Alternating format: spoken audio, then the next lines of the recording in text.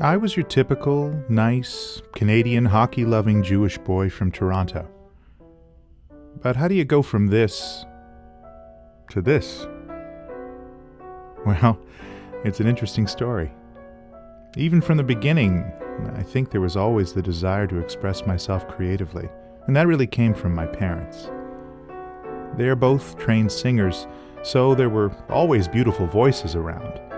Even everyday conversation sounded like music. I mean, it's no coincidence that me, my sisters, and my cousins all went into the biz. But while the arts were flowing through our home, there was another all-consuming interest: being Jewish.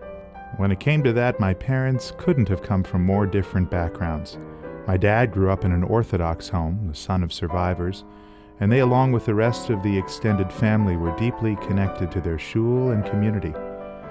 My mom grew up in a Reform home, a daughter of forward-thinking New World parents, had a large circle of friends, and kept a busy social calendar. Both were equally proud of their Judaism, but their experiences were worlds apart.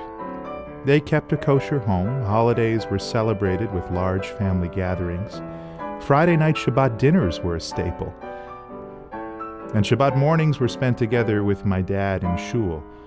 And about that, let's just say I wasn't always so eager. Perhaps it was their shared love of music that laid the foundation for their richly scored marriage that still plays on today. Yes, music. My grandparents, the dancers.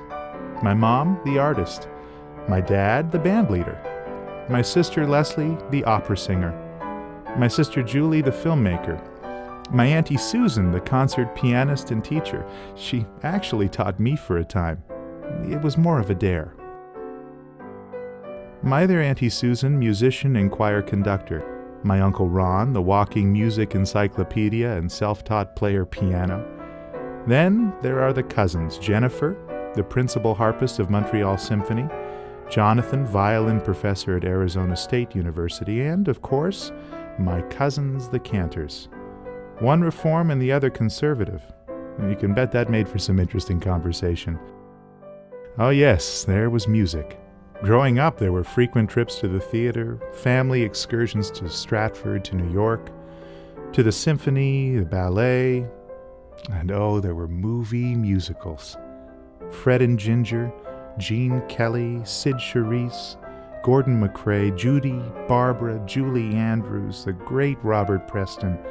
How could you not be inspired?